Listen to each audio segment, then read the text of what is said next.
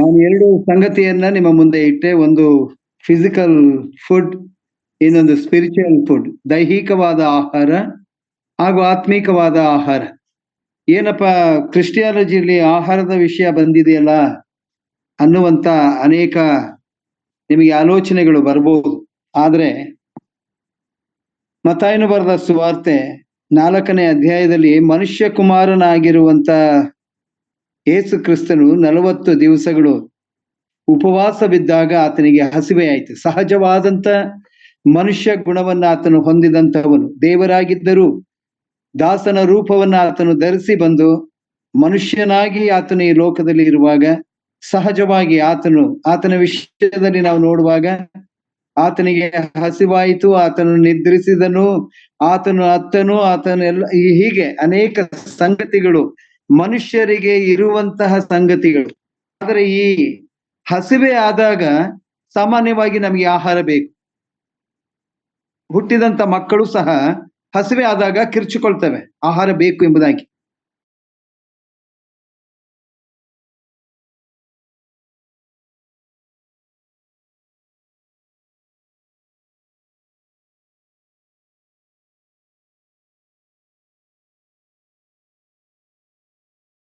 ಅರ್ಥ ಮಾಡಿಕೊಂಡು ಅದರಲ್ಲಿ ನಾವು ದೇವರನ್ನ ಮೆಚ್ಚಿಸುವಂತ ರೀತಿಯಲ್ಲಿ ನಾವು ನಮ್ಮ ಜೀವಿತವನ್ನ ನಾವು ಸಾಕ್ಷಿಯಾದಂತ ಜೀವಿತವನ್ನ ನಾವು ಕರ್ತನಿಗೆ ಅರ್ಪಿಸಲೇಬೇಕಾಗಿದೆ ಪ್ರಿಯರೇ.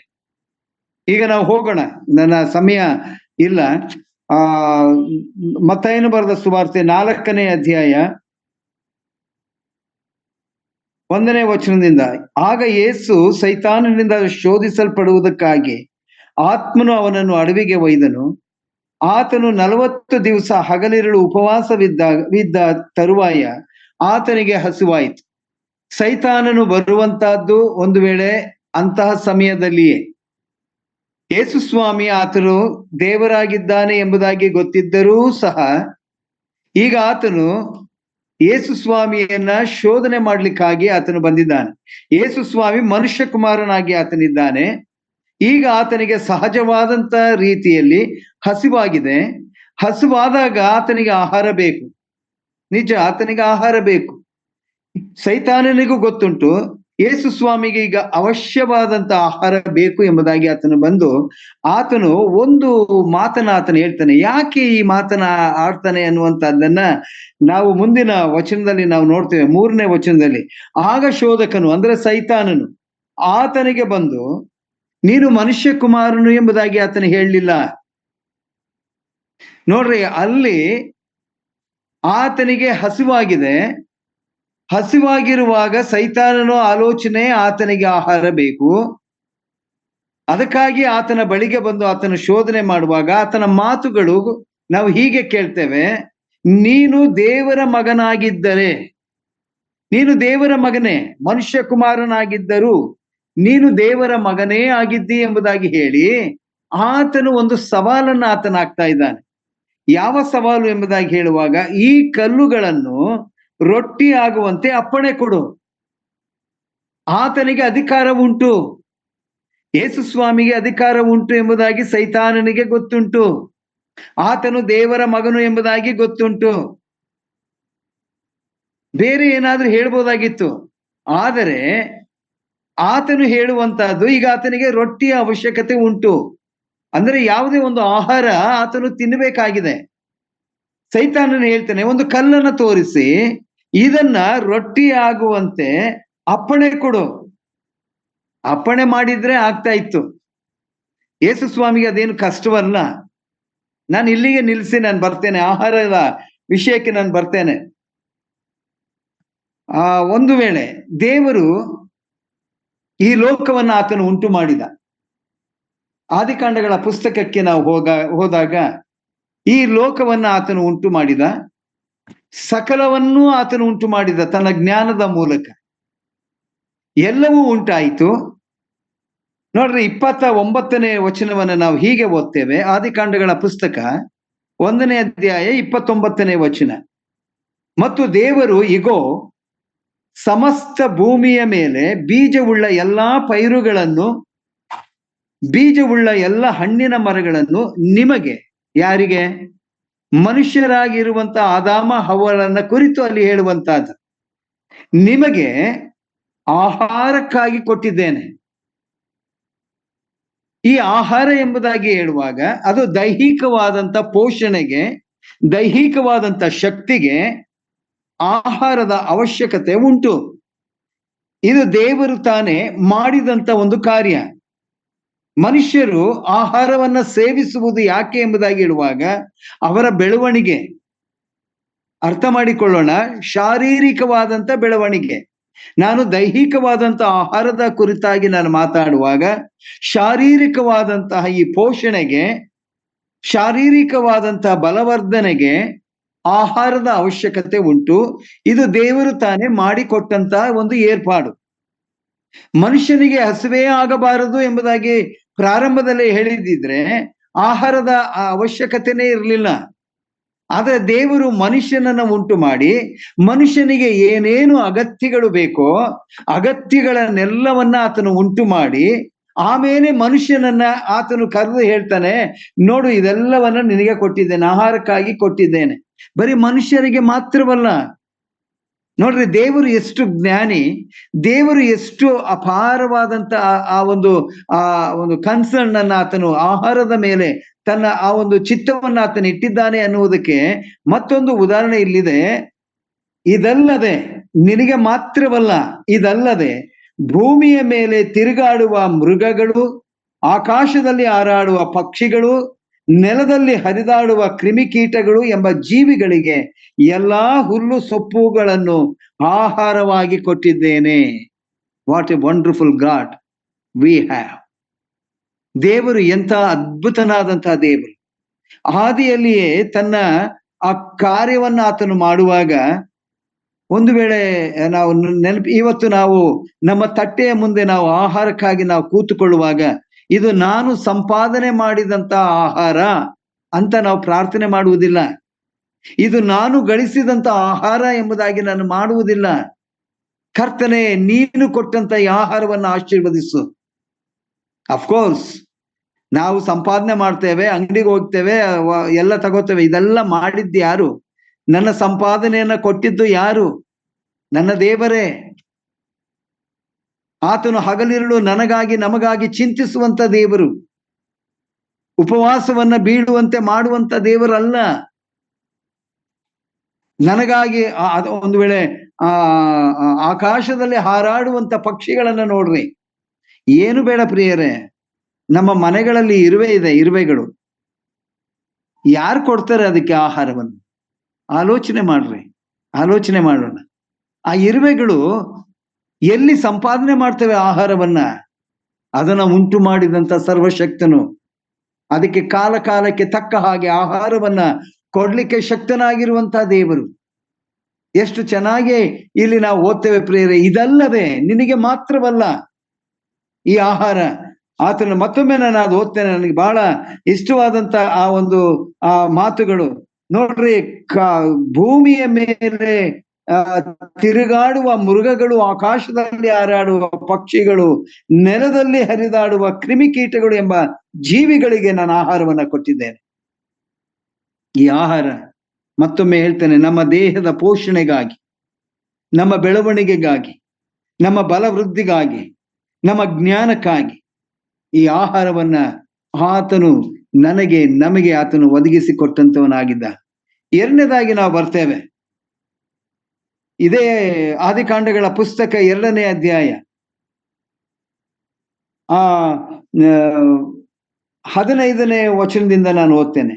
ಯೆಹೋವ ದೇವರು ಆ ಮನುಷ್ಯನನ್ನ ಕರ್ಕೊಂಡು ಹೋಗಿ ಏದೇನ್ ತೋಟವನ್ನ ವ್ಯವಸಾಯ ಮಾಡುವುದಕ್ಕೂ ಕಾಯುವುದಕ್ಕೂ ಅದರಲ್ಲಿ ಇಟ್ಟನು.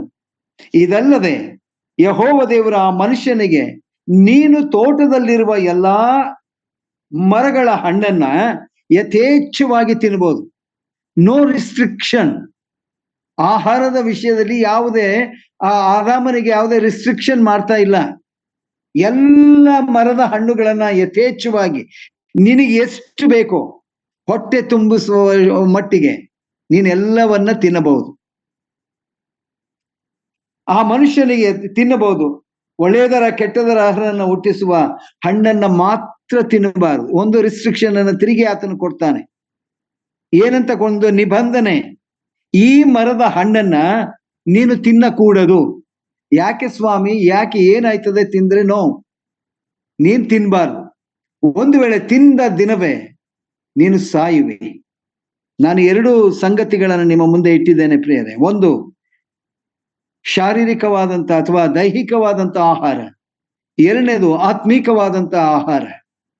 ದೈಹಿಕವಾದಂತ ಆ ಆಹಾರವನ್ನ ಸ್ವಾಮಿ ನಮಗೋಸ್ಕರ ಆತನು ಕೊಡುವಂತವನಾಗಿದ್ದಾನೆ. ಆತ್ಮೀಕವಾದಂತ ಆಹಾರವನ್ನ ಆತನು ಕೊಟ್ಟಿರೋ ನಾವುಗಳು ಅದನ್ನ ಗಳಿಸಿಕೊಳ್ಳಬೇಕು. ನಾವದನ್ನ ಪಡ್ಕೊಳ್ಳುವಂತವ್ರು ನಾವಾಗಿರ್ಬೇಕು. ಹಾಗಾದ್ರೆ ಈಗ ಆತನು ಹೇಳ್ತಾನೆ, ನೀನು ಈ ಮರದ ಹಣ್ಣನ್ನ ತಿಂದರೆ ನೀನು ಸಾಯುವೆ. ಒಂದು ವೇಳೆ ಸಾಯುವಂತ ಒಂದು ಅರ್ಥ ಆತನಿಗೆ ಗೊತ್ತೋ ಗೊತ್ತಿಲ್ವೋ, ಸೈತಾನನು ಬಂದು ಆತನಿಗೆ ಆಮೇಲೆ ಹವ್ವಳಿಗೆ ಆತನ ಹೇಳ್ತಾನೆ, ನೀವ್ ಹೆಂಗೂ ಸಾಯುವುದಿಲ್ಲ ಅಂತ. ಆತ್ಮೀಕವಾದಂತ ಸಂಗತಿಯನ್ನ ದೇವರು ಪ್ರಾರಂಭದಲ್ಲಿ ಆತನು ತಿಳಿದನು. ನೀನು ತಿಂದ ದಿನವೇ ನೀನು ಸಾಯುವೆ. ಸಾಯುವ ಮೀನ್ಸ್ ಪಾಪವು ನಿನ್ನನ್ನು ಹಿಡಿಯುವಂತಹದ್ದು. ನನ್ನಿಂದ ನೀನು ಅಗಲುವಂತವನು, ನನ್ನ ಅನ್ಯೋನ್ಯತೆಯಿಂದ ಬೇರೆ ಆಗುವಂತವನು, ನನ್ನ ಸಹವಾಸದಿಂದ ಬೇರೆ ಆಗುವಂತವನು ನೀನು. ತಿನ್ನಕೂಡದು ಎಂಬುದಾಗಿ. ಹಾಗಾದ್ರೆ ಆತನಿಗೆ ಕೊಟ್ಟಂತ ಆ ಒಂದು ನಿಬಂಧನೆಯನ್ನು ನಾವು ನೆನಪು ಮಾಡೋಣ. ತಿಂದ ದಿನವೇ ನೀನು ಸಾಯುವೆ. ಇರ್ಲಿ, ಈಗ ಆಹಾರದ ವಿಷಯದಲ್ಲಿ ನಾವು ಬರುವಾಗ, ಯೇಸು ಸ್ವಾಮಿ ಸ್ವತಃ ಮತ್ತಾಯನು ಬರೆದ ಸುವಾರ್ತೆ 6ನೇ ಅಧ್ಯಾಯ 11ನೇ ವಚನದಲ್ಲಿ ಆತನು ಶಿಷ್ಯರಿಗೆ ಪ್ರಾರ್ಥನೆಯನ್ನ ಕಲಿಸುವಾಗ ಒಂದು ಮಾತನ್ನು ಸಹ ಅಲ್ಲಿ ಸೇರಿಸ್ತಾನೆ. ನಮ್ಮ ಅನುದಿನದ ಆಹಾರವನ್ನ ಈ ಹೊತ್ತು ದಯಪಾಲಿಸು. ಯಾರು ದಯಪಾಲಿಸಬೇಕು? ನಮ್ಮ ಕರ್ತನೆ ಅದನ್ನ ದಯಪಾಲಿಸುವಂತವನು. ನಮ್ಮ ಪ್ರತಿದಿನದ ಆಹಾರವನ್ನ ಕೊಡುವಂತವನು ಆತನೇ. ಅದಕ್ಕಾಗಿ ಯೇಸು ಸ್ವಾಮಿ ಹೇಳ್ತಾರೆ, ಅನುದಿನದ ಆಹಾರವನ್ನ ಈ ಹೊತ್ತು ನಮಗೆ ದಯಪಾಲಿಸು ಎಂಬುದಾಗಿ ಪ್ರಾರ್ಥಿಸುವಂತಹದ್ದು ನಮ್ಮ ಕರ್ತವ್ಯ ಆಗಿದೆ ಪ್ರಿಯರೇ. ಅನೇಕರು ಹೇಳ್ತಾರೆ, ನಾನ್ ಸಂಪಾದನೆ ಮಾಡಿದ್ದು, ನಾನು ಏನ್ ಬೇಕಾದ್ರೂ ಮಾಡ್ತೇನೆ, ಏನ್ ಬೇಕಾದ್ರೂ ತಿಂತೀನಿ, ಏನ್ ಬೇಕಾದ್ರೂ ಮಾಡ್ತೀನಿ, ನನ್ನ ಇಷ್ಟ ಬಂದ ಹಾಗೆ ನಾನು ಇರ್ತೇನೆ. ಬೇರೆಯವರಲ್ಲ, ವಿಶ್ವಾಸಿಗಳೇ ಹೇಳುವಂತಹದ್ದು. ನೋ, ಈ ಹೊತ್ತು ನಿನಗೆ ಏನ್ ಕೊಡ್ಬೇಕೆಂಬುದಾಗಿ ದೇವರು ಆಲೋಚನೆ ಮಾಡಿದ್ದಾನೋ ಅದನ್ನೇ ಆತನು ಕೊಡ್ತಾನೆ. ಅದಲ್ಲದೆ ಬೇರೆ ಯಾವುದು ಕೊಡುವುದಿಲ್ಲ. ಇರ್ಬೋದು, ನೀ ತಿನ್ಬಹುದು, ಮಾಡ್ಬೋದು, ಅದು ದೇವರು ಮೆಚ್ಚುವಂತ ಕೆಲಸವಲ್ಲ. ಅನೇಕ ವೇಳೆ ನಾವು ಪ್ರಾರ್ಥನೆ ಮಾಡುವಂತ, ಸ್ತೋತ್ರ ಮಾಡುವಂತಹದ್ದೇ ಮರ್ತು ಬಿಡ್ತೇವೆ. ತಟ್ಟೆ ಬಂದ ತಕ್ಷಣ ನಾವು ತಿಂತೇವೆ. ಪ್ರಿಯರೇ, ಆಹಾರದ ವಿಷಯದಲ್ಲಿ ದೇವರ ವಾಕ್ಯ ನಮಗೆ ಬಹಳ ಗಂಭೀರವಾಗಿ ಕೆಲವು ಸತ್ಯಾಂಶಗಳನ್ನ ತಿಳಿಸುವಂತದ್ದಾಗಿದೆ ಪ್ರಿಯರೇ. ಹಾಗಾದ್ರೆ ನಾವು ತಿನ್ನುವ ಆಹಾರದಲ್ಲಿ ಒಂದು ರಿಸ್ಟ್ರಿಕ್ಷನ್ ದೇವರು ನಮಗೆ ಅನುಗ್ರಹಿಸಿ ಕೊಟ್ಟಿದ್ದಾನೆ. ಹೇಗೆ ದೇವರು ನಮಗೆ ಶುದ್ಧವಾದಂತ ಆಹಾರಗಳನ್ನ ಆತನು ಕೊಟ್ಟಿದ್ದಾನೋ ಅದೇ ಪ್ರಕಾರ ಅನೇಕ ಸಂಗತಿಗಳನ್ನು ನಾವು ತಿನ್ನಬಾರದು, ಅನೇಕ ಪದಾರ್ಥಗಳನ್ನು ನಾವು ತಿನ್ನಬಾರದು ಎಂಬುದಾಗಿ ಸಹ ಆತನು ನಮಗೆ ಎಚ್ಚರಿಕೆಯನ್ನು ಆತನು ಕೊಟ್ಟಿದ್ದಾನೆ. ನೋಡ್ರಿ, ಇಸ್ರಾಯೇಲರು ದೇವರನ್ನ ಆರಾಧಿಸ್ತಾ ಇದ್ರು, ಯಜ್ಞಗಳನ್ನ ಸಮರ್ಪಿಸ್ತಾ ಇದ್ರು. ಅದು ನಿರ್ದಿಷ್ಟವಾದಂತ ಸ್ಥಳದಲ್ಲಿ ಆ ಯಜ್ಞವನ್ನ ಕಟ್ಟಿ ದೇವರನ್ನ ಆರಾಧಿಸ್ಬೇಕಾಗಿತ್ತು. ಆದ್ರೆ ಒಂದು ವಾಕ್ಯವನ್ನ ನೋಡ್ತೇವೆ, ನೀವು ಕಂಡ ಕಡೆಯಲ್ಲೆಲ್ಲ ನನ್ನನ್ನು ನೀವು ಆರಾಧಿಸಬಾರದು, ಇಷ್ಟ ಬಂದ ಕಡೆಯೆಲ್ಲ ನೀವು ನಿಂತು ನೀವು ನನ್ನನ್ನು ಆರಾಧಿಸಬಾರದು ಎಂಬುದಾಗಿ ಒಂದು ನಿಷೇಧವನ್ನ ದೇವರು ಅವರಿಗೆ ಹೇರ್ತಾರೆ. ಪ್ರಿಯರೇ, ಕಂಡ ವಸ್ತುಗಳನ್ನೆಲ್ಲ ಅಥವಾ ಪದಾರ್ಥಗಳನ್ನೆಲ್ಲ ತಿನ್ನುವಂತಹದ್ದು ಅಲ್ಲ, ಅದು ದೇವರೇ ನಮಗೆ ಕೊಟ್ಟದ್ದಲ್ಲ. ಯಾಜಕ ಕಾಂಡ ಪುಸ್ತಕಗಳು 11ನೇ ಅಧ್ಯಾಯ 1ರಿಂದ 47 ವಚನದವರೆಗೆ ನಾವು ಓದುವುದಾದರೆ, ನಾನಿವತ್ತು ಅದನ್ನ ಇಲ್ಲಿ ನಾನು ಮಾಡುವುದಿಲ್ಲ. ಯಾಜಕ ಕಾಂಡ 11 1ರಿಂದ 47 ನೀವು ಮನೆಯಲ್ಲಿ ಅದನ್ನು ಓದ್ರಿ. ಯಾವ್ದು ತಿನ್ನಬೇಕು, ಯಾವುದು ತಿನ್ನಬಾರದು, ಯಾವುದು ಶುದ್ಧ, ಯಾವುದು ಅಶುದ್ಧ ಎಂಬುದಾಗಿ ದೇವರು ಅದರಲ್ಲಿ ಸ್ಪಷ್ಟವಾಗಿ ಆತನು ಕೊಟ್ಟಿದ್ದಾನೆ. ಅಂಥವುಗಳನ್ನು ನೀವು ತಿನ್ನಬಾರದು ಎಂಬುದಾಗಿ ತನ್ನ ಮಕ್ಕಳಿಗೆ ಆತನು ಆಜ್ಞೆಯನ್ನು ಮಾಡಿದ್ದಾನೆ. ಆದರೆ ಎರಡು ಮೂರು ಪ್ರಮುಖವಾದಂತ ಸಂಗತಿಗಳನ್ನು ನಾವು ಆಲೋಚನೆ ಮಾಡೋಣ. ದೇವರು ತಿನ್ನಬಾರದೆಂದು ಹೇಳುವ ಅನೇಕ ಆಹಾರ, ಅದು ಸಸ್ಯ ಆಗಿರ್ಬೋದು, ಮಾಂಸಾಹಾರ ಆಗಿರ್ಬೋದು, ಅದನ್ನ ನಾವು ಗೊತ್ತಿದ್ದರೂ ಸಹ ನಾವು ಅನೇಕ ವೇಳೆ ನಾವು ಅದನ್ನ ತಿಂತೇವೆ. ಇದು ತಿನ್ನಬಾರದು ಎಂಬುದಾಗಿ ದೇವರ ವಾಕ್ಯದಲ್ಲಿ ನಮಗೆ ಸ್ಪಷ್ಟವಾಗಿ ತಿಳಿಸಿದ್ದರೂ ಸಹ ಅಂತ ಆಹಾರಗಳನ್ನ ನಾವು ಸೇವಿಸಿ ದೇವರಿಗೆ ವಿರುದ್ಧವಾದಂತ ರೀತಿಯಲ್ಲಿ ನಾವು ನಮ್ಮ ಕಾರ್ಯಗಳನ್ನು ನಾವು ಮಾಡ್ತೇವೆ. ಯಾಕಂದ್ರೆ ದೇವರು ತನ್ನ ವಾಕ್ಯಗಳಲ್ಲಿ ಹೀಗೆ ಬರೆಸಿದ್ದಾನೆ. ಯಾಜಕ ಕಾಂಡಗಳ ಪುಸ್ತಕ 11ನೇ ಅಧ್ಯಾಯ 43ನೇ ವಚನ, ನಿಮ್ಮನ್ನು ನೀವೇ ಹೇಸಿಕೆ ಮಾಡಿಕೊಂಡು ಅಶುದ್ಧರಾಗಬಾರದು. ಇನ್ನೊಮ್ಮೆ ಓದ್ತೇನೆ, ಕೇಳಿಸ್ಕೊಳ್ರಿ. ಯಾಜಕ ಕಾಂಡ 11:43 ನಿಮ್ಮನ್ನು ನೀವೇ, ಗೊತ್ತಿದ್ದರೂ ನನಗಿಷ್ಟ, ನಾನು ತಿಂತೀನಿ, ತಿನ್ಲೇಬೇಕು, ಇದು ನಮ್ಮ ಮನಸ್ಥಿತಿ. ದೇವರ ವಾಕ್ಯ ಹೇಳುತ್ತದೆ, ನಿನಗೆ ಆಹಾರವಾಗಿ ನಾನು ಎಲ್ಲವನ್ನ ಕೊಟ್ಟಿದ್ದೇನೆ, ಶುದ್ಧವಾದಂತ ಪದಾರ್ಥಗಳನ್ನು ನಾನು ಕೊಟ್ಟಿದ್ದೇನೆ. ಆದರೆ ಕೆಲವು ಆಹಾರ ಪದಾರ್ಥಗಳನ್ನು ನೀನು ತಿನ್ನಬಾರದು. ಇದು ನನ್ನ ಮಾತುಗಳು. ಆದಾಮನಿಗೆ ಹೇಳಿದ ಹಾಗೆ ಯಥೇಚ್ಛವಾಗಿ ನೀನು ತಿನ್ನು, ಎಲ್ಲ ಮರದ ಹಣ್ಣನ್ನು ನೀನು ತಿನ್ನಬಹುದು, ಆದ್ರೆ ಈ ಮರದ ಹಣ್ಣನ್ನ ನೀನ್ ತಿನ್ನಬಾರದು. ಒಂದ್ ವೇಳೆ 3ನೇ ಅಧ್ಯಾಯಕ್ಕೆ ನಾವು ಬರುವಾಗ ಅಲ್ಲಿ ತಿಂದ್ರು, ದೇವರಿಗೆ ಅವಿಧೇಯರಾದ್ರು, ದೇವರು ಒಂದು ಜಡ್ಜ್ಮೆಂಟ್ ಕೊಟ್ಟ, ಪನಿಷ್ಮೆಂಟ್ ಕೊಟ್ಟ, ತೋಟದಿಂದ ಹೊರಗೆ ಹಾಕಿದ. ಅಂದ್ರೆ ತನ್ನ ಅನ್ಯೋನ್ಯತೆಯಿಂದ ಅವರನ್ನ ಹೊರಗೆ ಹಾಕಿದ, ತನ್ನ ಸಹವಾಸದಿಂದ ಅವರನ್ನ ಹೊರಗೆ ಹಾಕಿದ. ಆಯ್ತು, ಅಲ್ಲಿಗೆ ಮುಗೀತು ಆ ಸಂಬಂಧ. ಜೊತೆಯಲ್ಲಿದ್ದಂತ ಆದಾಮನು, ಜೊತೆಯಲ್ಲಿ ತಿರುಗಾಡುತ್ತಿದ್ದಂತ ಆದಾಮನು, ಈಗ ದೇವರು ಆತನನ್ನ ದೂರ ತಳ್ಳಿದ್ದಾನೆ. ಪ್ರಿಯರೇ, ಇಲ್ಲಿ ವಚನ ಹೇಳ್ತದೆ, ನಿಮ್ಮನ್ನು ನೀವೇ ಗೊತ್ತಿದ್ದರೂ ಹೇಸಿಗೆ ಮಾಡಿಕೊಂಡು ಅಶುದ್ಧರಾಗಿರಬಾರದು. ಹಾಗಾದ್ರೆ ಶುದ್ಧ ಅಶುದ್ಧ, ಶುದ್ಧವನ್ನ ಪ್ರೀತಿಸುವಂತ ದೇವರು ಅಶುದ್ಧವನ್ನ ಪ್ರೀತಿ ಮಾಡುವುದಿಲ್ಲ. ಅದು ಪಾಪ, ದೇವರಿಂದ ಅಗಲಿಸುವಂತಹದ್ದು. ದೇವರ ವಾಕ್ಯ ಹೇಳ್ತದೆ 44 ಯಾಜಕ ಕಾಂಡ 11ನೇ ಅಧ್ಯಾಯ 44ನೇ ವಚನ, ನಾನು ನಿಮ್ಮ ದೇವರಾದ ಯೆಹೋವನು, ನೀವು ದೇವ ಜನರಿಗೆ ತಕ್ಕಂತೆ ಇರಬೇಕು. ಪ್ರೇರೆ, ಒಂದು ವೇಳೆ ಈ ಮಾತುಗಳು ಆ ಕಾಲದಲ್ಲಿ ಇಸ್ರಾಯೇಲರಿಗೆ ಹೇಳಿದಂತ ಮಾತು, ಯಹೂದ್ಯರಿಗೆ ಹೇಳಿದಂತ ಮಾತು, ಇಂಥ ಪದಾರ್ಥಗಳನ್ನ ನೀವು ತಿನ್ನಬಾರದು, ಇಂಥ ಪದಾರ್ಥಗಳು ಅಶುದ್ಧವಾದದ್ದು ಎಂಬುದಾಗಿ ಆತನು ತಿಳಿಸಿದ ಒಂದು ಕಾರಣ ಯಾವುದು ಎಂಬುದಾಗಿ ಹೇಳುವಾಗ, ನಿಮ್ಮ ದೇವರಾದ ಯೆಹೋವನು, ನೀವು ದೇವ ಜನರಿಗೆ ತಕ್ಕಂತವರಾಗಿರಬೇಕು. ಹಾಗಾದ್ರೆ ನಾವುಗಳು ಯಾರು? ದೇವರು ನಮ್ಮನ್ನು ಆರಿಸಿಕೊಂಡಿದ್ದಾನೆ ತನ್ನ ಮಗನ ಮೂಲಕ. ವಿಶ್ವಾಸಿಗಳು ಎಂಬುದಾಗಿ ಹೇಳುವಾಗ ದೇವರಲ್ಲಿ ವಿಶ್ವಾಸವನ್ನ ಇಟ್ಟಂತವರು, ದೇವರ ಸನ್ನಿಧಾನದಲ್ಲಿ ಜೀವಿಸುವಂತವರು, ದೇವರಿಗಾಗಿ ಇರುವಂತವರು, ದೇವರನ್ನ ಪ್ರೀತಿಸುವಂತವರು, ದೇವರಿಗೆ ತಕ್ಕಂತೆ, ದೇವರ ಮಕ್ಕಳಿಗೆ ತಕ್ಕಂತೆ ನೀವು ಜೀವಿಸಬೇಕೆಂಬುದಾಗಿ ಇವತ್ತಿಗೂ ದೇವರು ಹೇಳುವಂತ ಮಾತು. ಅಶುದ್ಧವಾದದ್ದು ನಿಮ್ಮ ಹೃದಯದಲ್ಲಾಗಲಿ ನಿಮ್ಮ ಕಾರ್ಯದಲ್ಲಾಗಲಿ ಯಾವುದು ಇರಕೂಡದು ಎಂಬುದೇ ದೇವರ ಮಾತು. ಆಹಾರ ದೈಹಿಕವಾಗಿ ಪೋಷಣೆ ಕೊಡುವುದಾದರೂ ದೇವರು ಹೇಳುವಂತ ಮಾತು, ಅಶುದ್ಧವಾದನ್ನ ತಿಂದು ನೀವು ಅಶುದ್ಧರಾಗಿ ದೇವ ಮಕ್ಕಳಿಗೆ ತಕ್ಕ ಹಾಗೆ ನೀವು ನಡ್ಕೊಳ್ಳುವುದಿಲ್ಲ. ಇದು ಆಹಾರದ ವಿಷಯದಲ್ಲಿ ದೇವರು ನಮಗೆ ಕೊಟ್ಟಿರುವಂತ ಎಚ್ಚರಿಕೆ. ಆತನು ಮುಂದುವರಿಸ್ತಾನೆ, ಎರಡನೇದಾಗಿ, ನಾನು ಪರಿಶುದ್ಧನಾಗಿರುವುದರಿಂದ ನೀವು ಸಹ ಪರಿಶುದ್ಧರಾಗಿರಬೇಕು. ಎಚ್ಚರಿಕೆಯಿಂದ ಗಮನಿಸೋಣ ಪ್ರಿಯರೇ. ಕಂಡ ಕಡೆಯೆಲ್ಲ ನೀವು ನನ್ನನ್ನು ಆರಾಧಿಸಬಾರದು. ಕಂಡ ಪದಾರ್ಥಗಳನ್ನ ನೀವು ತಿಂದು ನಿಮ್ಮನ್ನು ನೀವೇ ಅಶುದ್ಧರನ್ನಾಗಿ ನೀವು ಮಾಡಿಕೊಳ್ಳಬಾರದು. ಅಶುದ್ಧತ್ವವು ನನ್ನ ಬಳಿಗೆ ಅದು ಎಂದಿಗೂ ನೀವು ತರಬಾರದು. ಇದು ದೇವರ ಆಲೋಚನೆ.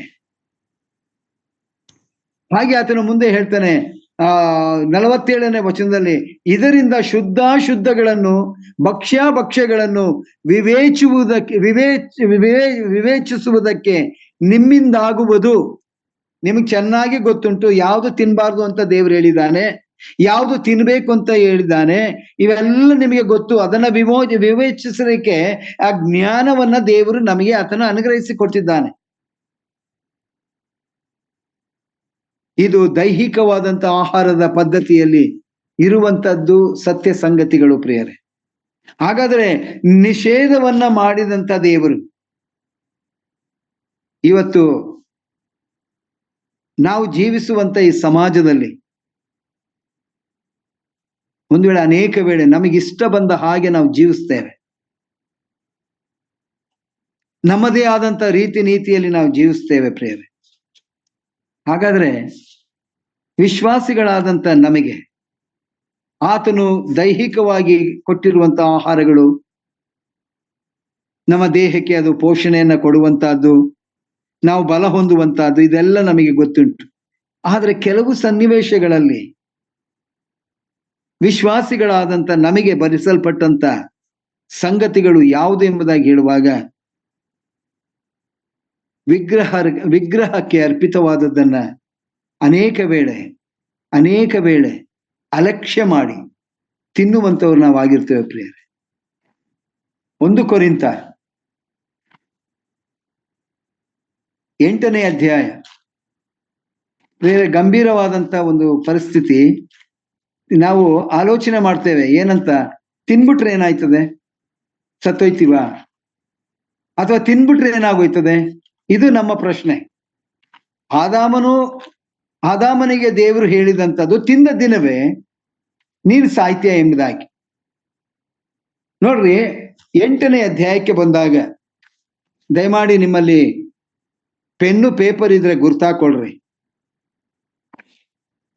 8ನೇ ಅಧ್ಯಾಯ ಹೀಗೆ ಬರೆಯಲ್ಪಟ್ಟಿದೆ. ವಿಗ್ರಹಕ್ಕೆ ನೈವೇದ್ಯ ಮಾಡಿದ ಪದಾರ್ಥಗಳ ವಿಷಯದಲ್ಲಿ ಈಗ ನೋಡೋಣ. ಪ್ರಿಯರೇ, ನಮಗೆ ಅನೇಕ ಅನ್ಯರ ಸಹವಾಸಗಳುಂಟು. ಅನ್ಯ ಅಂದ್ರೆ ಫ್ರೆಂಡ್ಸ್ಗಳಿದ್ದಾರೆ, ಇಲ್ಲ ಅಂತ ಹೇಳುವುದಿಲ್ಲ. ಅನೇಕ ಸನ್ನಿವೇಶಗಳನ್ನ ನಾವು ಈ ರೀತಿಯಾಗಿ ನಾವು ದಾಟಿ ಹೋಗಿದ್ದೇವೆ. ಒಂದು ಎಕ್ಸಾಂಪಲ್ ಹೇಳಿ ನನ್ನ ಮಾತನ್ನ ನಾನು ಮುಂದುವರಿಸ್ತೇನೆ ಪ್ರಿಯರೇ. ನಾನು ಹೈಸ್ಕೂಲಿಂದ BO ಆಫೀಸ್ಗೆ ನಾನು ಹೋದಾಗ ಅಲ್ಲಿ ಪ್ರತಿ ಶುಕ್ರವಾರ ಅವರೊಂದು ಪೂಜೆಯನ್ನ ಮಾಡ್ತಾ ಇದ್ರು.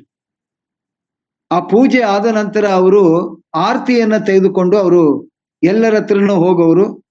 ನಾನು ಹೋದಂತ ಹೊಸದಾಗಿ ನಾನು ಹೋದಂತ ಸಮಯದಲ್ಲಿ ನನ್ನ ಬಳಿಗೆ ಅವರು ಆರತಿಯನ್ನ ತೆಗೆದುಕೊಂಡು ಬಂದ್ರು.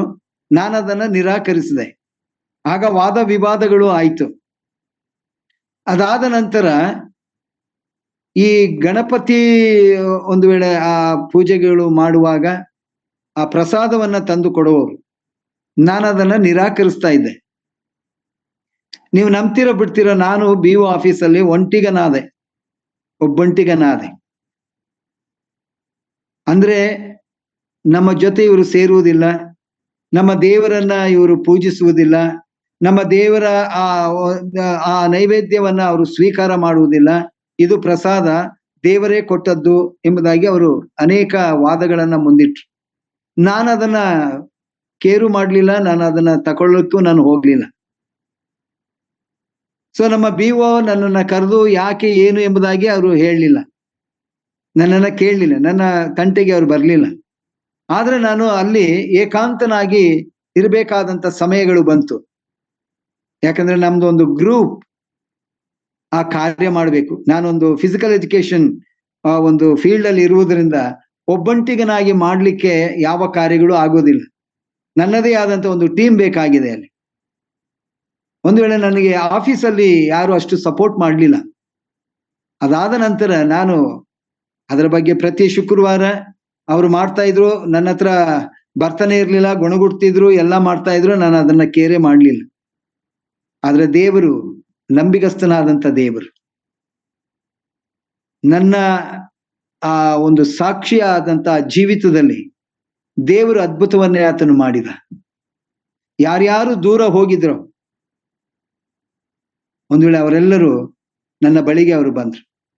ನೀವು ಬಿಡ್ತಿರೋ 13 ವರ್ಷಗಳು ನಾನು ಮಳವಳ್ಳಿಯ BO ಆಫೀಸಲ್ಲಿ ನಾನು ಕೆಲಸ ಮಾಡುವಾಗ ಒಂದು ಕೆಲಸವೂ ಸಹ ಅದು ನಿರರ್ಥಕವಾಗದೆ ದೇವರು ನನ್ನ ಕೆಲಸಗಳನ್ನೆಲ್ಲ ಸಫಲ ಮಾಡುತ್ತಾ ಆತನು ಬಂದನು. ಒಂದು ವೇಳೆ ಮೇಲಧಿಕಾರಿಗಳು ಅತ್ಯಂತ ಗೌರವದಿಂದ ನನ್ನನ್ನು ಕಾಣುವಂತವರಾದ್ರು. ಪ್ರಿಯರೇ, ನಾನು ಯಾಕೆ ಹೇಳ್ತೇನೆ ಎಂಬುದಾಗಿ ಹೇಳುವಾಗ, ಈ ಆಹಾರದ ಮೂಲಕ ನಾವುಗಳು ನಮ್ಮ ದೇವರನ್ನ ಮೆಚ್ಚಿಸುವಂತವರಾಗಿರ್ಬೇಕು ಪ್ರಿಯರೇ. ನಾನು ಸಾಕ್ಷಿಗಳಾಗಿರ್ಬೇಕು. ಅದೇ ಕೆಲವರಿದ್ದಾರೆ, ನಾನು ಯಾವ ಡಿನಾಮಿನೇಷನ್ ಅದು ಇದು ನಾನು ಮಾತಾಡುವುದಿಲ್ಲ. ಏನಾಗೋಯ್ತದೆ ತಿಂದ್ರೆ? ಇದು ಅವರ ಪ್ರಶ್ನೆ. ನಾವೆಲ್ಲ ತಿಂತಾ ಇಲ್ವಾ? ಏನ್ ನಾವು ಸತ್ತೋಗ್ತೀವಾ? ಪ್ರಿಯರೇ, ದೇವರು ನಮ್ಮನ್ನ ನೋಡುವಂತಹ ದೇವರು, ನಮ್ಮನ್ನು ಆರಿಸಿಕೊಂಡಂತ ದೇವರು. ಈಗಾಗಲೇ ನಾವು ಓದಿದ ಹಾಗೆ ನಾವು ದೇವರ ಮಕ್ಕಳಿಗೆ ತಕ್ಕಂತವರಾಗಿರಬೇಕು. ಈ ಲೋಕದಲ್ಲಿ ಆತನಿಗೆ ತಕ್ಕಂತ ಮಕ್ಕಳಾಗಿ ನಾವು ಈ ಲೋಕದಲ್ಲಿ ಜೀವಿಸುವಂತವರಾಗಿರಬೇಕು. ಅದು ನಮ್ಮ ಸಾಕ್ಷಿ. ಪೌಲನು ಆತನು ಬರಿತಾನೆ,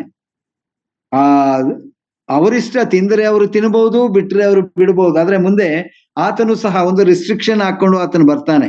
ಈಗ 8ನೇ ಅಧ್ಯಾಯಕ್ಕೆ, 1 ಕೊರಿಂಥ 8ನೇ ಅಧ್ಯಾಯಕ್ಕೆ ನಾವು ಹೋಗೋಣ. ನಿಮ್ಮೆಲ್ಲರಿಗೆ ಜ್ಞಾನ ಉಂಟೆಂಬುದು ಬಲ್ಲೆವು. ಈಗಾಗಲೇ ಓದಿದೆವು. ಯಾಜಕ ಕಾಂಡ 11:47 ಶುದ್ಧಗಳನ್ನ ಭಕ್ಷ್ಯಗಳನ್ನ ವಿವೇಚಿಸುವುದಕ್ಕೆ ನಿಮ್ಮಿಂದಾಗುವುದು. ಜ್ಞಾನ ಉಂಟು ನಿಮಗೆ, ಯಾವ್ದು ತಿನ್ನಬೇಕು ಯಾವ್ದು ಬಿಡಬೇಕು ಅನ್ನುವಂತ ಜ್ಞಾನ ಉಂಟು. ಅದನ್ನೇ ಪೌಲನು ಇಲ್ಲಿ ಕೊರಿಂಥ ಸಭೆಗೆ ಆತನು ಬರಿತಾ ಇದ್ದಾನೆ. ನಿಮಗೆ ಜ್ಞಾನ ಉಂಟು, ಜ್ಞಾನವು ಉಬ್ಬಿಸುತ್ತದೆ, ಪ್ರೀತಿಯು ಭಕ್ತಿಯನ್ನು ಉಂಟು ಮಾಡ್ತದೆ. ಇಂತಿಂತದ್ದನ್ನು ತಿಳ್ಕೊಂಡಿದ್ದೇನೆ ಎಂದು ನೆನೆಸುವವನು ತಾನು ತಿಳಿಯಬೇಕಾದ ರೀತಿಯಲ್ಲಿ ಇನ್ನೂ ತಿಳ್ಕೊಳ್ಳಿಲ್ಲ.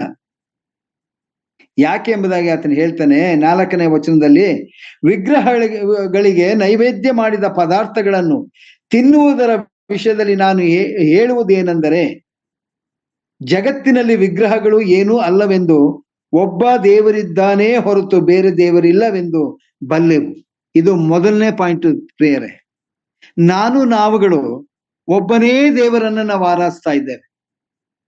ನಮಗೆ ಬೇರೆ ಯಾವ ವಿಗ್ರಹಗಳು ಇಲ್ಲ. ಈ ಲೋಕದಲ್ಲಿ ನಾವು ನೋಡುವಾಗ ಕೋಟ್ಯಾನುಕೋಟಿ ವಿಗ್ರಹಗಳನ್ನ ಅವ್ರು ಮಾಡ್ಕೊಂಡಿದ್ದಾರೆ. ಅದು ಕಲ್ಲಾಗಿರ್ಬೋದು, ಮಣ್ಣಾಗಿರ್ಬೋದು, ಅಥವಾ ಬೇರೆ ಬೇರೆ ಲೋಹವಾಗಿರ್ಬೋದು, ಯಾವುದೇ ಆಗಿರ್ಬೋದು. ಅದು ದೇವರಲ್ಲ. ಯಾಕಂದ್ರೆ ಅದಕ್ಕೆ ಜೀವವಿಲ್ಲ. ಪೌಲನು ಬರಿತಾನಲ್ಲ, ಕಣ್ಣಿದ್ದರೂ ಕಾಣುವುದಿಲ್ಲ, ಕಿವಿಳಿದ್ದರೂ ಕೇಳುವುದಿಲ್ಲ, ಆ ಸ್ಥಿತಿ. ಹಾಗಾದ್ರೆ ನಮಗೆ ಅದು ಒಂದು ಕೇವಲ ಮಣ್ಣು ಅಥವಾ ಒಂದು ಗೊಂಬೆ. That is not god. ಅದು ದೇವರಲ್ಲ. ಕೊರಿಂಥ ಸಭೆಯವರನ್ನ ಯಾಕೆ ಈ ರೀತಿಯಾಗಿ ಆತನು ಮಾಡ್ತಾ ಇದ್ದಾನೆ ಅನ್ನುವುದನ್ನ ಅನೇಕ ಗೊಂದಲಗಳಲ್ಲಿ ಅವರು ಒಳಗಾಗಿದ್ರು. ಯಾರು? ಕೊರಿಂಥ ಸಭೆಯವರು. ಅವರನ್ನ ಬಲಪಡಿಸ್ಲಿಕ್ಕಾಗಿ ಪೌಲನು ಆತನು ಹೀಗೆ ಬರಿತಾನೆ, ವಿಗ್ರಹಗಳಿಗೆ ನೈವೇದ್ಯ ಮಾಡಿದ ಪದಾರ್ಥಗಳನ್ನು ತಿನ್ನುವುದರ ವಿಷಯದಲ್ಲಿ ನಾನು ಹೇಳುವುದೇನೆಂದರೆ, ಜಗತ್ತಿನಲ್ಲಿ ವಿಗ್ರಹಗಳು ಏನೂ ಅಲ್ಲವೆಂದು ಒಬ್ಬ ದೇವರಿದ್ದಾನೆ ಹೊರತು ಬೇರೆ ದೇವರಿಲ್ಲವೆಂದು ಬಲ್ಲೆವು. ಅನೇಕರನ್ನು ದೇವರುಗಳೆಂದು ಕರ್ತರೆಂದು ಪೂಜಿಸುವುದುಂಟು, ನಿಜವೇ. ಆಕಾಶದಲ್ಲಿ ಆಗಲಿ ಭೂಮಿಯ ಮೇಲಾಗಲಿ ದೇವರೆನಿಸಿಕೊಳ್ಳುವವರಿದ್ದಾರೆ. ನಮಗಾದರೂ ಒಬ್ಬನೇ ದೇವರು, ಆತನೇ ತಂದೆ ಎಂಬಾತನೇ. ಆತನು ಸಮಸ್ತಕ್ಕೂ ಮೂಲ ಕಾರಣ. ಈಗ ಆತನು ತಿರುಗಿ ಒಂದು ವೇಳೆ 7ನೇ ವಚನ ಮಧ್ಯಭಾಗದಲ್ಲಿ ಹೀಗೆ ಬರೀತಾನೆ, ನಾವು ತಿನ್ನುವ ಪದಾರ್ಥಗಳನ್ನು ನೈವೇದ್ಯ ಮಾಡಿದ್ದೇವೆಂದು ತಿನ್ನುತ್ತಾರೆ. ಹೀಗೆ ಅವರ ಮನಸ್ಸು ಬಲಹೀನವಾಗಿದ್ದು ಕಲೆಯನ್ನು ಹೊಂದುತ್ತದೆ. ಆದರೆ ಆಹಾರವು ನಮ್ಮನ್ನು ದೇವರ ಸನ್ನಿಧಾನಕ್ಕೆ ಸೇರಿಸಲಾಗದು. ತಿನ್ನದಿದ್ದರೆ ನಮಗೆ ಕಡಿಮೆ ಇಲ್ಲ, ತಿಂದರೆ ನಮಗೆ ಹೆಚ್ಚಿಲ್ಲ. ಆದರೂ ನಿಮ್ಮ ಸ್ವಾತಂತ್ರ್ಯವು ನಂಬಿಕೆಯಲ್ಲಿ ಬಲವಿಲ್ಲದವರಿಗೆ ಒಂದು ವೇಳೆ ವಿಘ್ನವಾದೀತು. ಇದು ನಮಗೆ ಕೊಡುವಂತ ಒಂದು ದೊಡ್ಡ ಎಚ್ಚರಿಕೆ ಪ್ರಿಯರೇ. ಯಾಕಂದ್ರೆ ನಾವು ಜೀವಿಸುವಂತ ಈ ಸಮಾಜದಲ್ಲಿ ನಮ್ಮ ಅನ್ಯ ಸಂಬಂಧಗಳು ಇರುವಾಗ, ಇಂಥ ಸನ್ನಿವೇಶಗಳು ನಮ್ಮ ಜೀವಿತದಲ್ಲಿ ಬರುವಾಗ, ನಾವುಗಳು ಏನು ಮಾಡಬೇಕೆಂಬುದಾಗಿ ದೇವರ ಮಕ್ಕಳಿಗೆ ತಕ್ಕ ಹಾಗೆ ನಾವು ಜೀವಿಸುವಂತವ್ರು ನಾವು ಆಗಿರ್ಬೇಕು. ನನಗೆ ಸ್ವತಂತ್ರ ಉಂಟು ಎಂಬುದಾಗಿ ನಾನು ಅಂದುಕೊಂಡು ನಾನು ತಿನ್ನುವುದಾದರೆ ಇನ್ನೊಬ್ಬ ವಿಶ್ವಾಸಿ ನನ್ನನ್ನು ಗಮನಿಸುವಾಗ, ಆತನು ಬಲಹೀನನಾಗಿರುವಾಗ ನಾನು ಆತನಿಗೆ ಬಲ ಕೊಡುವಂತವನಾಗಿರ್ಬೇಕು ಆತ್ಮೀಕವಾಗಿ. ಆದ್ರೆ ನನ್ನ ನಡತೆಯ ಮೂಲಕ ಆತನೂ ಬಲ ಇಲ್ಲದವನಾಗಿ ಅದನ್ನೇ ಆತನು ಮಾಡುವುದಾದರೆ ಅದು ಕರ್ತನಿಗೆ ಮೆಚ್ಚುಗೆಯಾದಂತ ಕಾರ್ಯವಲ್ಲ ಎಂಬುದಾಗಿ ಪೌಲನು ಸ್ಪಷ್ಟವಾಗಿ ಅದನ್ನ ತಿಳಿಸುವಂತವನಾಗಿದ್ದಾನೆ ಪ್ರಿಯರೇ. ಇದೇ 1 ಕೊರಿಂಥ 10ನೇ ಅಧ್ಯಾಯ 30ನೇ ವಚನದಲ್ಲಿ ಹೀಗೆ ಬರೆಯಲ್ಪಟ್ಟಿದೆ, ನಾನು ಕೃತಜ್ಞತೆಯೊಡನೆ ಊಟ ಮಾಡಿ ದೇವರನ್ನು ಸ್ತುತಿಸಿದ ಮೇಲೆ ಆ ಪದಾರ್ಥಗಳ ಮೇಲೆ ಯಾಕೆ ದೂಷಣೆಯಾಗಬೇಕು?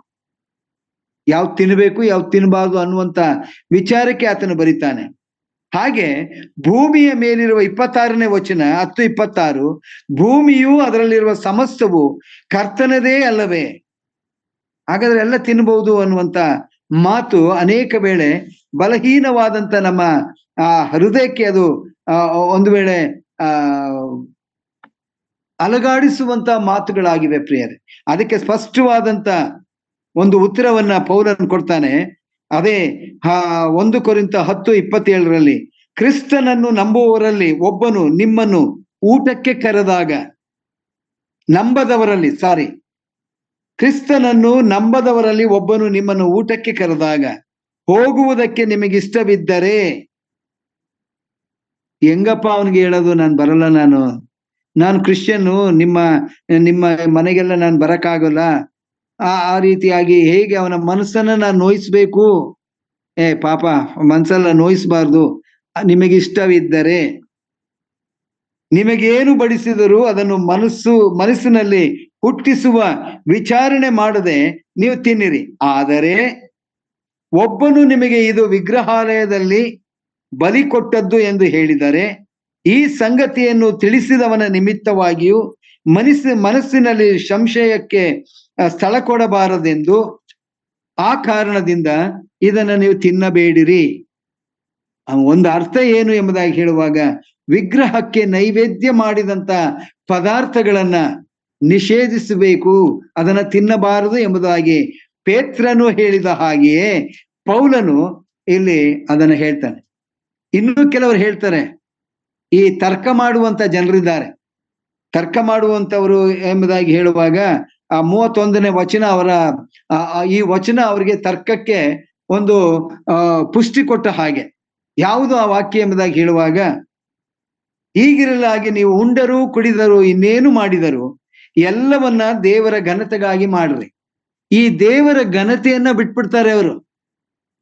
ದೇವರನ್ನ ಸನ್ಮಾನಿಸುವಂತಹದ್ದು, ದೇವರನ್ನ ಒಂದು ವೇಳೆ ಮೆಚ್ಚಿಸಬೇಕು, ಅದೆಲ್ಲ ಬಿಟ್ಬಿಡ್ತಾರೆ. ಉಂಡರೂ ಕುಡಿದರು ಇನ್ನೇನು ಮಾಡಿದರು ಏನು ಇಲ್ಲ ಅಂತ. ಅಂದ್ರೆ ಅವರ ಅರ್ಥನೇ ಬೇರೆ. ನಾನಿಲ್ಲಿ ಅದನ್ನ ಹೇಳಲಿಕ್ಕೆ ನನಗೆ ಒಂದು ರೀತಿ ಸಂಕೋಚ ಆಗ್ತದೆ. ಉಂಡರೂ ಕುಡಿದರು ಎಂಬುದಾಗಿ ಅವರ ಮಾತುಗಳನ್ನು ನಾವು ಕೇಳುವಾಗ ದೇವರಿಗೆ ವಿರುದ್ಧವಾದದ್ದನ್ನೇ ಅವರು ಹೇಳುವಂತಹದ್ದು. ಆದರೆ ಪೌಲನು ಕೊನೆಯದಾಗಿ ಆತನು ಬರಿತಾನೆ, ನೀವು ಉಂಡರೂ ಕುಡಿದರು ಇನ್ನೇನೇ ಮಾಡಿದರು ಎಲ್ಲವೂ ಆತನ ಘನಕ್ಕಾಗಿ ನೀವು ಮಾಡ್ರಿ. ನಾವುಗಳು ಜೀವಿಸುವಂತಹದ್ದೇ ಆತನನ್ನ ಘನಪಡಿಸ್ಲಿಕ್ಕಾಗಿ. ಪ್ರಿಯರೇ, ದೇವರು ನಮಗೆ ಆಹಾರವನ್ನ ಕೊಟ್ಟಿದ್ದಾನೆ, ನಿಜ. ಯಾವ ಆಹಾರವನ್ನ ಆತನು ನಮಗೆ ನಿಷೇಧ ಮಾಡಿದ್ದಾನೋ, ಅಶುದ್ಧ ಎಂಬುದಾಗಿ ಆತನು ಹೇಳಿದ್ದಾನೋ, ಆ ಅಶುದ್ಧವಾದದ್ದನ್ನೇ ನಾವು ಹಿಂಬಾಲಿಸಿ ಹೋಗುವುದಾದರೆ ದೇವರ ಅನ್ಯೂನತೆಯನ್ನು ನಾವು ಪಡ್ಕೊಳ್ಳಿಕ್ಕೆ ಖಂಡಿತವಾಗಿಯೂ ಸಾಧ್ಯವಿಲ್ಲ. ಇದು ದೇವರ ವಾಕ್ಯ. ಈಗಾಗಲೇ ಜಾನ್ಸನ್ ಬಾಬು ಅವರು ಒಂದು ಮಾತು ಹೇಳಿದ್ರು, ನಿನ್ನ ವಾಕ್ಯ ಅದು ಇಬ್ಬಾಯಿ ಕತ್ತಿ, ಕೀಲು ಮಜ್ಜೆಗಳನ್ನ ಛೇದಿಸುವಂತಹದ್ದು. ಅದು ಯಾವ ಮುಲಾಜಿಲ್ಲ ದೇವರ ವಾಕ್ಯಕ್ಕೆ. ದೇವರ ವಾಕ್ಯಕ್ಕನುಗುಣವಾಗಿ ನಾವು ನಡೆಯುವುದಾದರೆ ನಾವು ಆತನನ್ನ ಮೆಚ್ಚಿಸುವಂತವ್ರು, ನಾವು ಆತನನ್ನ ಘನಪಡಿಸುವಂತವರಾಗಿದ್ದೇವೆ ಪ್ರಿಯರೇ. ಅಶುದ್ಧವಾದದ್ದನ್ನ ದೇವರು ನಮಗೆ ಕೊಡ್ಲಿಕ್ಕೆ ಆತನು ಇಷ್ಟಪಡ್ಲಿಲ್ಲ. ನಾನು ಉಂಟು ಮಾಡಿದೆಲ್ಲವನ್ನ ತಿನ್ರಿ ಎಂಬುದಾಗಿ ಹೇಳಲಿಲ್ಲ. ಆತನು ಸಪರೇಟ್ ಮಾಡಿದ, ಇದನ್ನ ನೀವು ತಿನ್ನಬಹುದು, ಇದನ್ನ ತಿನ್ನಬಾರದು ಎಂಬುದಾಗಿ. ಯಾವುದು ಆತನಿಗೆ ಅಶುದ್ಧವಾಗಿದೆಯೋ ನನಗೆ ಅದು ಶುದ್ಧವಾಗಬಾರದು. ನಾನು ಪರಿಶುದ್ಧನಾಗಿರುವುದರಿಂದ ನೀವು ಸಹ ಹಾಗೇ ಇರಬೇಕೆಂಬುದಾಗಿ ಬಯಸುವಂತ ದೇವರು. ನಾವು ದೇವರ ಮಕ್ಕಳಿಗೆ ತಕ್ಕ ಹಾಗೆ ಜೀವಿಸುವಂತವರು ನಾವು ಆಗಿರಬೇಕು. ಈ ಲೋಕದಲ್ಲಿ ನಮ್ಮ ಸಾಕ್ಷಿಗಳು ಆಹಾರದ ಮೂಲಕ ಕೆಟ್ಟು ಹೋಗ್ಲಿಕ್ಕೆ ಅನೇಕ ಸಂದರ್ಭಗಳು ಬರುವಾಗ ಅದನ್ನ ಕೈ ಬಿಡ್ಲಿಕ್ಕೆ, ಅದನ್ನ ತ್ಯಜಿಸ್ಲಿಕ್ಕೆ ನಮ್ಮ ನಿರ್ಧಾರ ಸರಿಯಾದಂತ ನಿರ್ಧಾರವಾಗಿರ್ಬೇಕು ಪ್ರಿಯರೇ. ಈಗ ಮತ್ತೆ ನಾನು ಮತ್ತಾಯನು ಬರೆದ ಸುವಾರ್ತೆ 4ನೇ ಅಧ್ಯಾಯ